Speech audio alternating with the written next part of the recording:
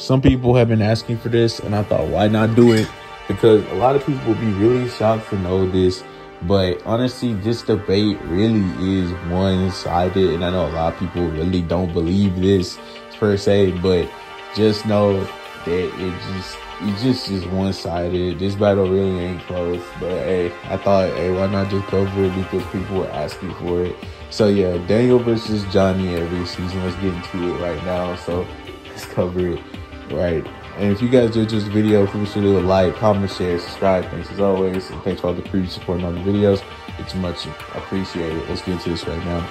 So to start off my video, I want to clarify that Daniel and Johnny in season 1 are probably relative. I mean, this is just a difficult season. I mean, if I had to just go based off feats in the season, I would say Johnny's better than Daniel, because you know he beat up multiple people. He beat up all like Kyler and them at the beginning. Yeah. But I mean, another thing we could go off of, although I don't know this doesn't really mean anything, is if you go based off the students that they both trained. Daniel trained Robbie, right? And Robbie had trained less than Miguel. We can all agree on that, right? And Robbie was still better than Miguel by the end of the season. So I think it's fair to say that Daniel would probably be a better teacher, but I don't really know. If you think being a better teacher, then again, I think Miyagi-Do is a better style. I'll make a video on that eventually. I promise. People that have been asking for that, I promise I will. But honestly, yeah, if I had to just go based off feats alone, though, I would say probably Johnny, though. So yeah, I would say Johnny wins season 1. But I would honestly say, if I had to give a definitive answer, I would say they're kind of equals in season 1. But yeah, if you really want a winner, I would take Johnny Extreme Def, because yeah. Going to season 2, though, we literally see Daniel beat Johnny when he comes over to his house. He's clearly above him. I don't know why we're making this argument or whatever. He beats Johnny. It's pretty obvious. Goes in there, demands his daughter back, and yeah, end of that. Season 3, we can pretty much just say that Daniel is probably better than Johnny in this season as well, as when they go looking for Robbie. He does manage to stop Johnny from attacking him, so I think it's fair to say that maybe in season 3 he's the better fighter, low-key. But clearly that's not the only thing we have to go off of, because in season 3 there's more scaling than that we have to look at pertaining to like the end of the season. In this season, to say the least, Johnny in my personal opinion, unless I'm forgetting something, didn't really gain any like martial arts amps or anything of crazy value, right? Like he didn't learn anything like extreme. He didn't learn anything that really would make him, in my opinion, just so much over Daniel to the point of like completion. So here's what I'm gonna say to anyone who says have anything to say. Daniel in this season would go on to learn the pressure points, which is true Miyagi-Do, which is like the high and Daniel are dead even. So I don't really know what you want from me in this season.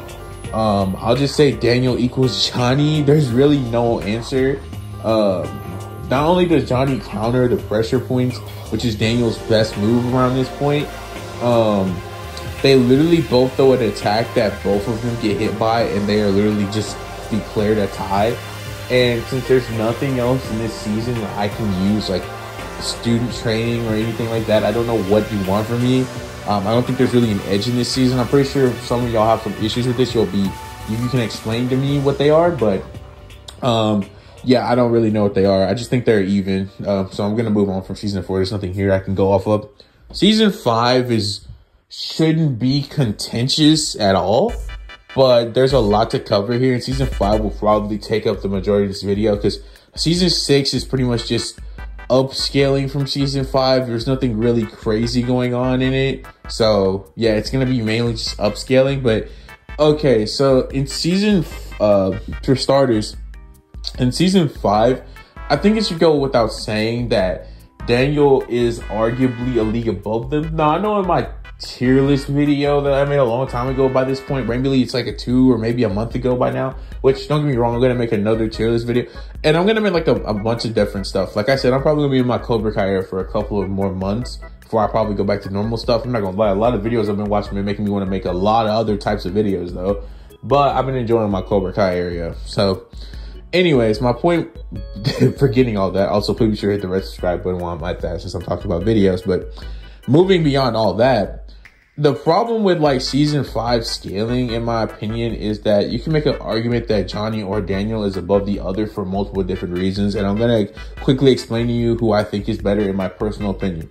Now, I think it's fair to say that we can all agree that up until this point, it's fair to say that Chozen was better than both Daniel and he was better than Johnny, because Chozen performed better against random sensei. I'm not going to remember his name, do not care.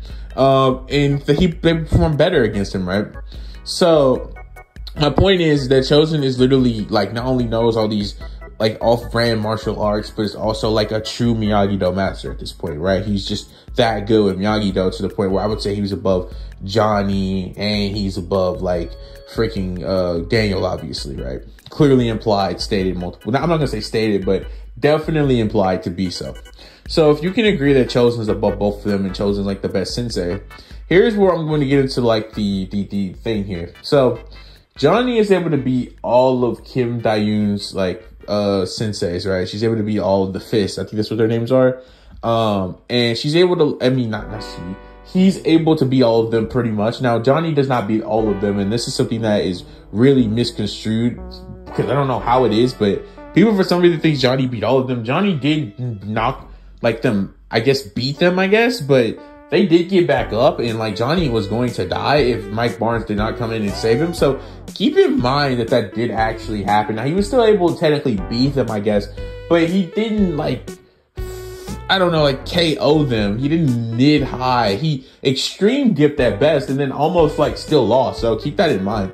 Whereas my scaling, I would think, is Terry Silver would be above Kim Dae-yoon, and Kim Dae-yoon is implied to be above the fist. So if Terry Silver is above her, who's above the fist, and Chozen, even though he did show mercy to Terry and Chozen would still be like relative, then you can just make an argument that Daniel beating Terry Silver with like no D-amps here, because it's not like he really got injured from his fight with Chozen significantly, right?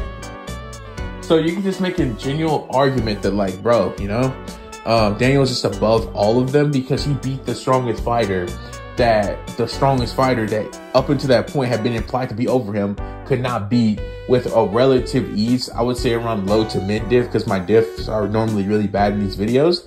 But if you just want to say like, oh, well, yeah, Johnny beat the fist, which scale below all these people, then you can just make an argument, since Daniel beat the better fighter, ultimately over all of them, that clearly Daniel is above Johnny, and Johnny would lose, and Daniel will win high to extreme diff in season 5. So that's what I'm going to say. I'm going to say Daniel wins high to extreme diff in season 5. And like I said, this is probably going to be the longest part of this video, because season 6, there's no scaling to really back this up outside of saying that Daniel was able to block both Johnny and Chozen at the same time after they tried to hit him, implying that Daniel's above both of them pretty highly. But that would honestly only just back up what I've already said.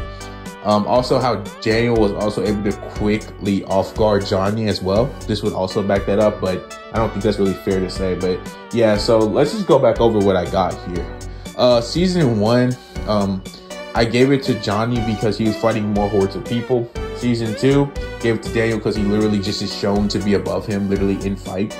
Season 3, I said Daniel because of pressure points. Season 4, they're equals. I don't know what to say. Sorry, they're just equals. Season 5, it's Daniel. And Season 6 is Daniel LaRusso. So ultimately, Daniel is still the better fighter between him and Johnny throughout Cobra Kai, shockingly enough, outside of like one season where they're tied. And Season 1, and that's literally only going based off feats alone. And Daniel doesn't really show that many feats during that time period. So yeah, anyways, if you guys enjoyed the video, please sure leave a like, comment, subscribe. That's the video. Thanks for all the previous support on all the videos. I'll be sure to make more coming out soon, and thank you. Hope you guys have a nice day, and hope you eat and go to sleep and go to work on time, or whatever you do today. And whenever you watch this, thanks for watching, and yeah, I'm out. Deuces, yo.